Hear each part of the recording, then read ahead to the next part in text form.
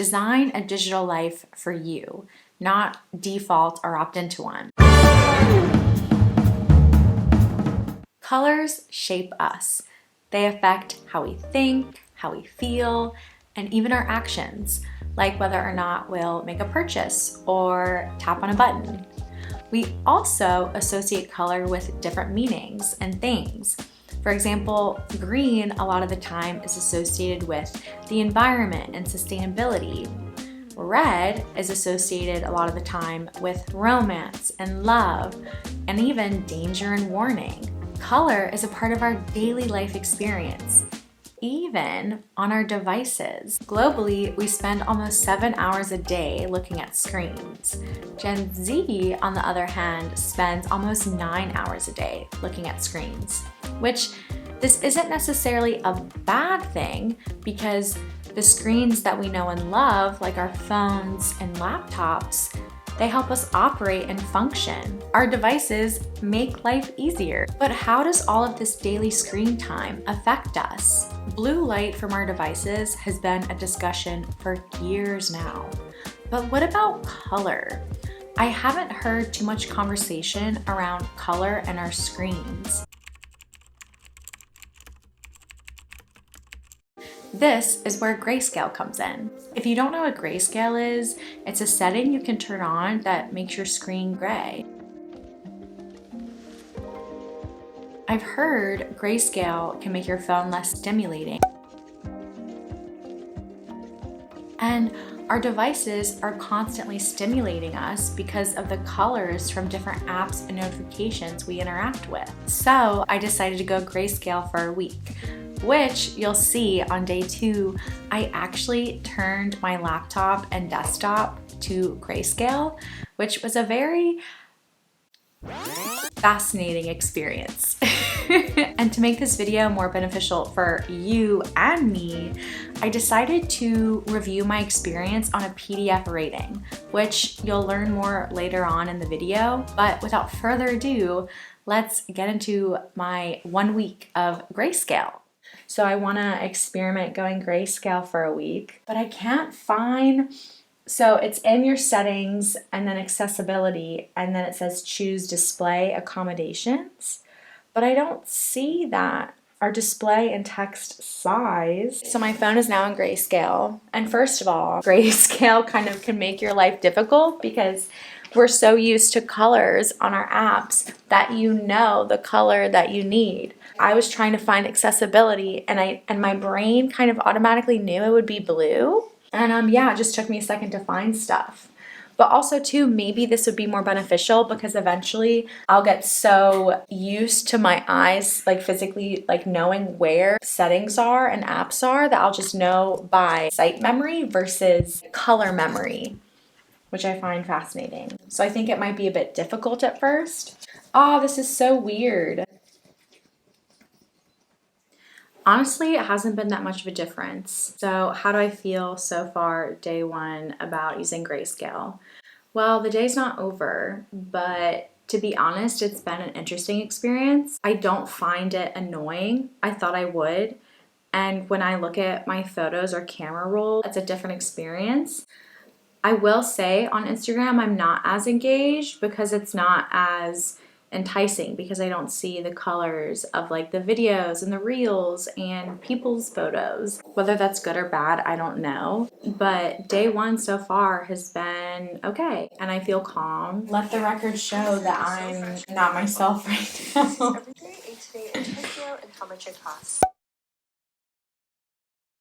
He caught me. I was scrolling on YouTube. What does this mean? That you can still mindless scroll on short videos, even on Grayscale. But tomorrow will be interesting because I did a full day and now day 2. Let's go. I woke up and honestly, I don't feel any different. I don't feel like my the Grayscale was nice to wake up to. It wasn't as vibrant. It was nice because, you know, when you wake up, your eyes are kind of like, and it just like takes a second to wake up. the Grayscale was nice in terms of that. And after, I don't usually check social media when I first wake up. Like usually I get out of bed and like drink coffee, and then maybe I'll go and I'll check what's going on my phone and then Instagram and all that. But I didn't really have an inkling to. It's not even 9 o'clock and I've already been productive. I'm editing the welcome page for my Substack, which if you're interested, I'll link it in the description. But yeah, the morning of day 2 of going Grayscale for a week has been very lovely and chill. And if there's anything else to report, I will report. It is 8:40 p.m. Loving Grayscale, actually. I feel a lot calmer. I don't know why. Maybe it is the Grayscale, or maybe it's just the idea or the fact that I'm doing something different to better my digital life. My partner and I, we went to a cafe to like work, and he was like, well, why don't I do my laptop? And so we both did our laptops to Grayscale as well. I was kind of nervous about having my laptop be Grayscale, but actually it's been really nice and peaceful. It's almost like I'm in a film noir. It's really been a good experience so far, and I feel great. There hasn't been really any inconveniences that I can think of. Oh, well, I guess something that's not an inconvenience, it's just different. I guess a downside is when you're taking photos or videos on your phone, it's a bit harder because you're not getting that color, right? And so you're not seeing how you're taking the photo. But honestly, it makes me take photos quickly on my phone and just focus on composition. But I was taking a video and I was like, this is a bit different. But it made me put my phone down quicker and just be present in the moment, because, you know, when you're capturing, you know, the landscape on your phone in Grayscale, it's kind of like, okay, what am I doing? This is all right, filming, but then this is in front of me. I should be enjoying this. So this is day 2 of Grayscale, and I guess day 1, or like half a day of having my laptop be Grayscale. It's 1:30, Wednesday, April 19th. I feel more relaxed and I feel less enticed to just grab my phone just because. And having my phone in Grayscale, it's more of a tool. There hasn't been really any inconveniences. I mean, sometimes I'll approach tasks and I'll think that, oh, it would be better if I had color. But honestly, it's been fine. I've experienced no limitations really, except when it comes to taking photos and videos. But in terms of my work, it's been very nice and relaxing. And I don't know if this is just like me being like, Grayscale, it's so amazing, and like my brain hyping it up. But yeah, it's been really nice. And then last night I was working kind of later after I usually kind of close my laptop for the night and work and my devices. I think I was on my laptop until like 10:30, 11 o'clock. And it was really nice to work in the Grayscale at night. If you're a night worker, I suggest trying Grayscale at night, because it's actually very nice. Until there's something else to report, I'll catch ya later. Hello. So I just got off a call with my mentees and mentor as part of the All Tech is Human mentorship program. So I turned off Grayscale basically just because I wanted to see them. You know what I mean? To connect with them as much as possible, right? That's where my brain was going. I just didn't want to be on the call and not really see them in their environments. My point is that when I turned the filter off, oh my goodness, it was like neon. If you're going Grayscale for more than one day, like be prepared for when you turn back on the colors. It's Thursday, April 20th. I had another meeting just now and I frantically went to go change the color filters to be off, so it's just regular or whatever. Just because in meetings I want to see and connect with people as much as possible. I just feel like Grayscale doesn't do that, but also I haven't gone Grayscale in a meeting. And if I did, that probably would have been the meeting that I should have done it for. But yeah, I love Grayscale and I think that I'll keep it because it's lovely on the eyes. I'm not as drawn to my phone and my laptop and desktop as much as I am when the colors are on. I also find myself actually consuming what's on my screen more. For example, for cookies, they'll always color the option to accept. So you click it because your brain automatically goes to want to click that thing. I find myself actually reading what I'm looking at more. I have no complaints, really. I'm just rambling now. So until there's something new to report or until tomorrow, wow.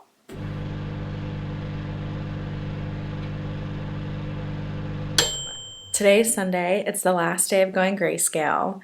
And there's just one annoying thing that I have to get out of the way, but also too, I'm sure that it's on my end because I just opened my laptop. It's Sunday. I want to get some work done. My Grayscale is off. I think that one particular thing that could be happening is my laptop needs to be updated.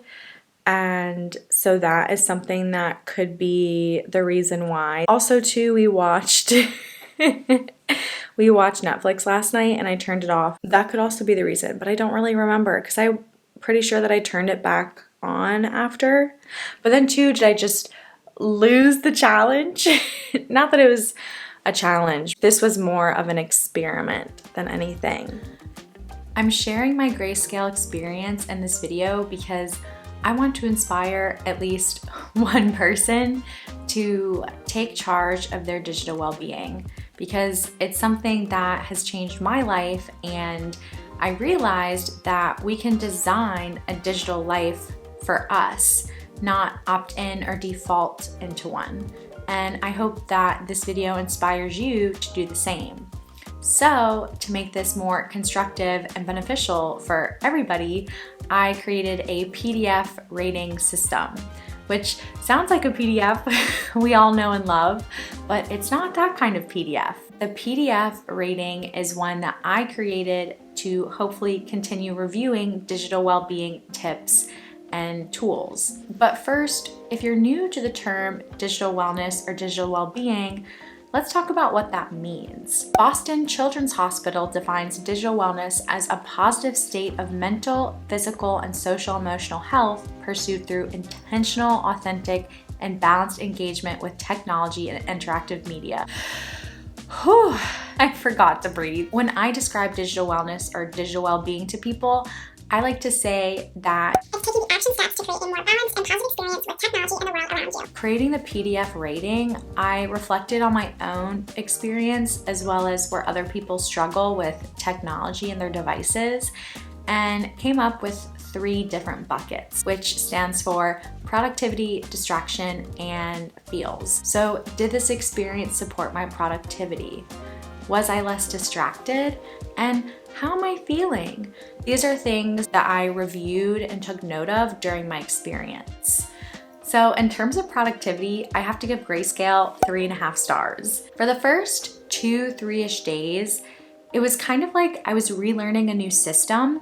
And you saw on day 2 or 3 that I actually turned both of my screens, my desktop and my laptop, to Grayscale as well. So I was basically relearning my whole ecosystem with all of my devices.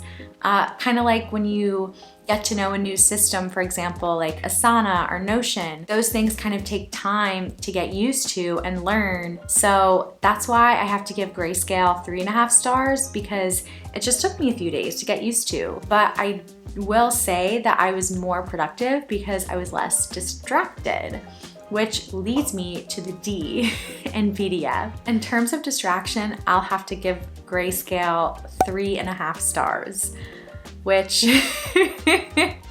I I was gonna give 4 stars, but I lowered it to 3.5 because if you saw, a lot of my personal distraction comes from social media, more specifically short form videos, which I'm so embarrassed about, but whatever. You can still get distracted on social media with Grayscale. However, in terms of overall distraction, I definitely saw a difference. I wasn't as drawn to my phone when it would light up, and in terms of like, if I would get certain notifications, my eyes wouldn't glance to go look at them. So how do I feel from using Grayscale? Calm. I used Calm a lot during my experience when I was filming it, and I almost added a calm count.